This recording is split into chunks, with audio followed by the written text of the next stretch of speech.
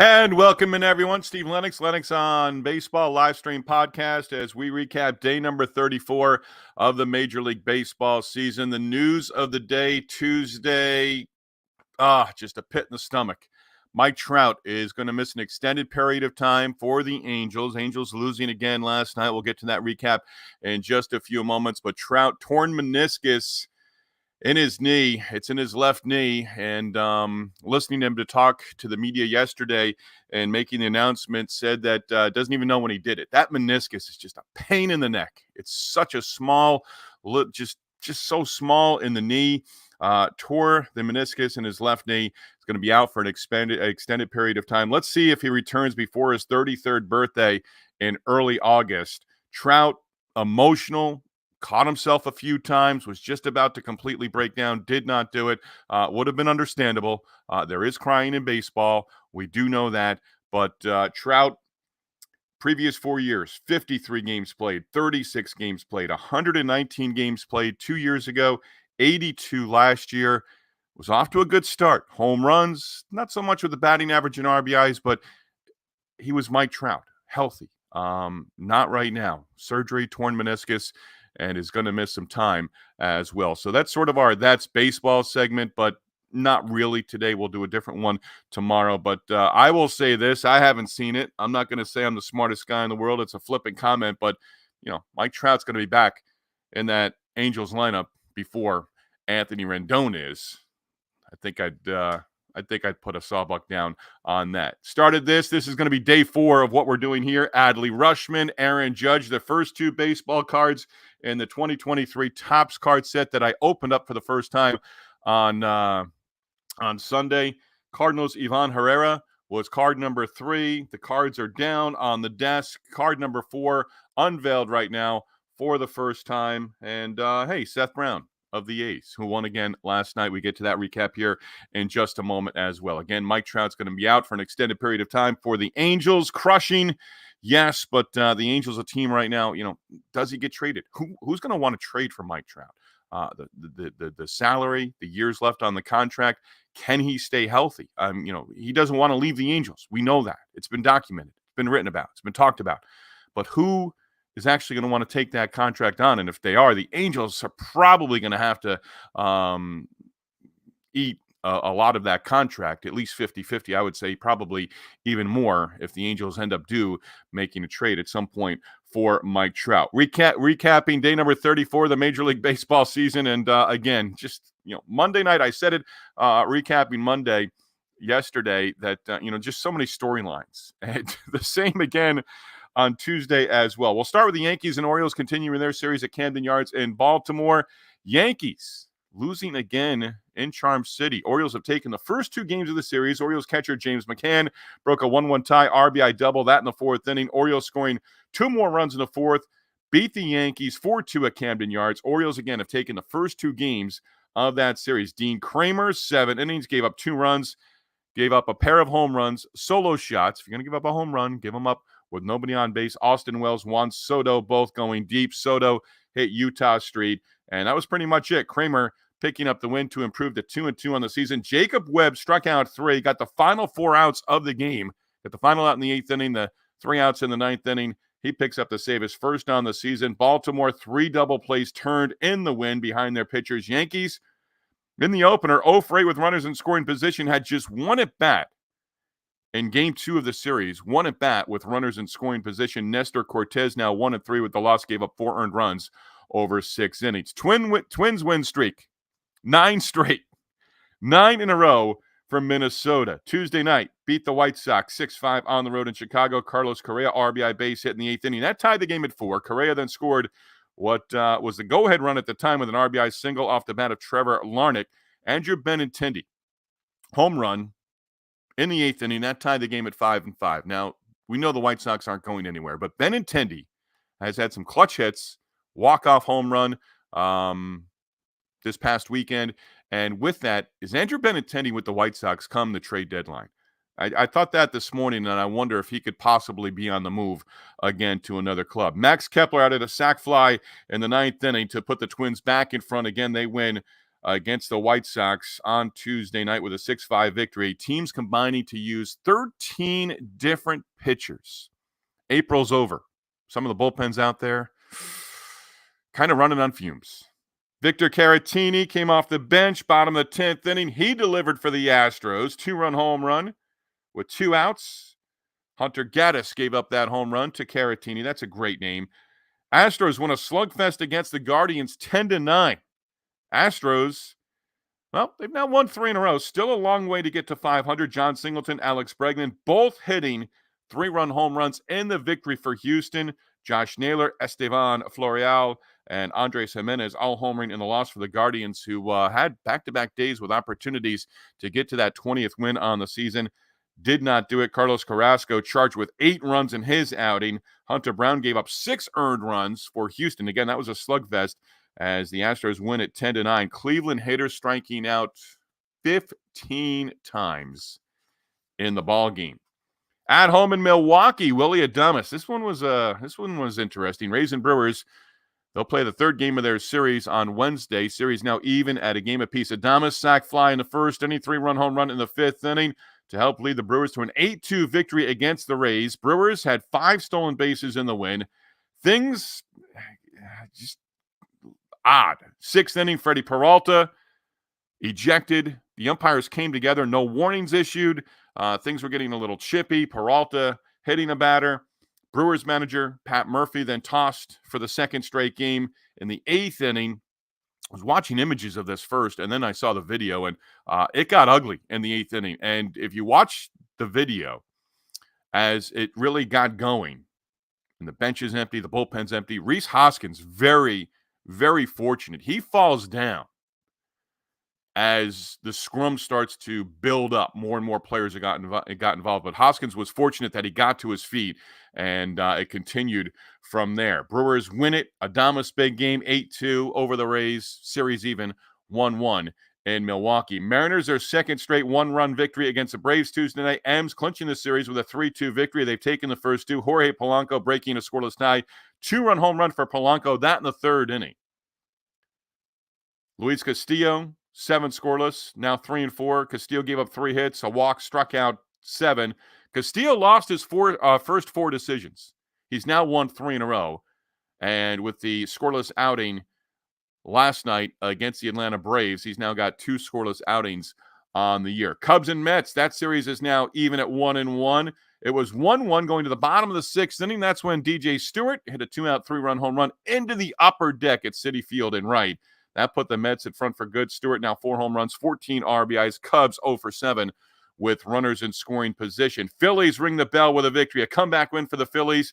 And with the win against the Angels Tuesday night in Anaheim, Phillies, the first big league club, 220 victories. I mention that only because there were a handful of teams, Braves, Yankees, 2 of them, even the Guardians, had opportunities over the last couple of days to get to 20, did not do it. Kyle Schwarber, 3-run home run in the 2nd. Nick Castellanos, home run, solo shot in the 9th inning. That tied the game up at 5. Johan Rojas, then a 2-run shot. Phillies are now 12-3 over their last 15 games. Cardinals and Tigers, 2 in Detroit on Tuesday with the rainout on Monday. They split the twin bill. Cardinals in game 1, 2 runs in the top of the 9th inning, won that one 2-1. Former Cardinal Jack Flaherty struck out a season-high 14 over 6 2/3 innings. Flaherty, no decision. It's his 2nd game this season with 10 or more strikeouts. Riley Green homered in the 1st game, solo shot in the 4th to account for the Tigers' only run. Slugfest in game 2. A couple of big innings from both sides in game 2 in the nightcap. Cardinals 5 runs in the 5th inning to go up by a run. Tigers 3 in the home 5th and 4 runs in the 7th inning. Riley Green homering in both games. 3 hits in game 2, home run, a solo shot in the 7th inning, and that made it 8-6. Wencel Perez, 3 hits, 2 home runs, 3 RBIs, 3 runs scored as the Tigers lost game 1 but came back to win the nightcap against the Cardinals. 2 worst teams in the National League, the Rockies and Marlins. Their storyline in this one. Going into Tuesday's game in Miami, the Rockies, in every game so far this season, had trailed at least at one point in time. 3-game set in Miami, underway Tuesday night. Teams entered with a combined 13 victories at the start of the series opener. Rockies, 5 runs in the 1st inning. It stayed 5-0 until the bottom half of the 9th inning. That's when the Marlins tied it up with 5 runs across against the Colorado bullpen. Game going extras. Colorado a run in the top of the 10th inning with the ghost runner. Marlins 2 in the bottom of the 10th inning. Walked off with a 7-6 win. Brian De La Cruz, RBI double. That tied the game at 6 in the 10th inning. He scored the winning run on a single off the bat of Dane Myers. So Ryan McMahon, 3 hits, 2 doubles, 2 RBIs in the loss for Colorado. Myers for the Marlins, 2 hits, 3 RBIs. Rockies again. They lost last night. They did not trail until the bottom of the 10th inning when the Marlins walked it off, but they've trailed at least once at one point in every single game this season. Red Sox, 3 straight wins, 4-0 victory against the Giants in the series opener at Fenway. Sox single runs in each of the first 4 innings, and maybe, just maybe, Red Sox are starting to figure it out. Red Sox are starting to win at Fenway. They've had a terrific road record to this point in the season. They pick up the victory. Cooper Criswell, second straight start with 5 scoreless innings. Criswell getting the job done. Gave up 2 singles, walked 1, struck out 4.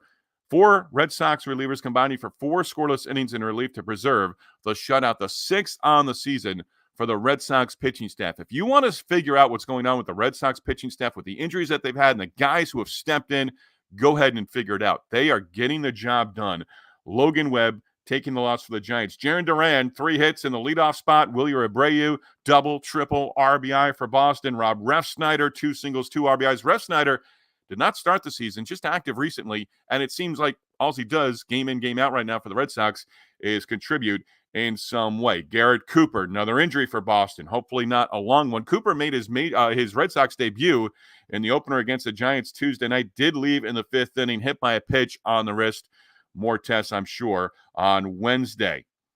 How about the Rangers? Rangers picking up a victory against the Nationals in Arlington on Tuesday night. Leody Taveras hitting a home run. John Gray gave up just a run over 8 innings. And I'm liking the fact that some of these starting pitchers are starting to be extended. We're seeing guys go a full 7. We're seeing some guys work into the 8th inning. And Gray goes the full 8 innings, 7-1.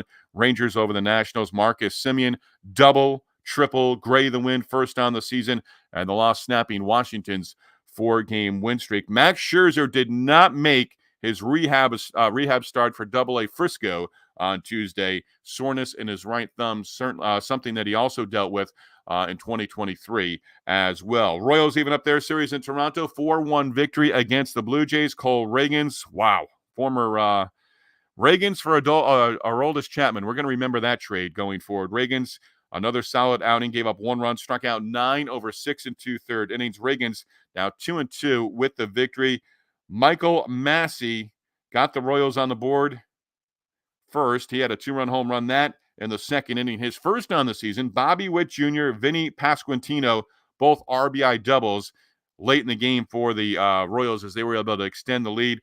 And a handful of guys right now establishing themselves as closers at the big league level. And I think Casey's James MacArthur might just be one of them. MacArthur, 1-2-3 9th inning, the save, his 7th on the year.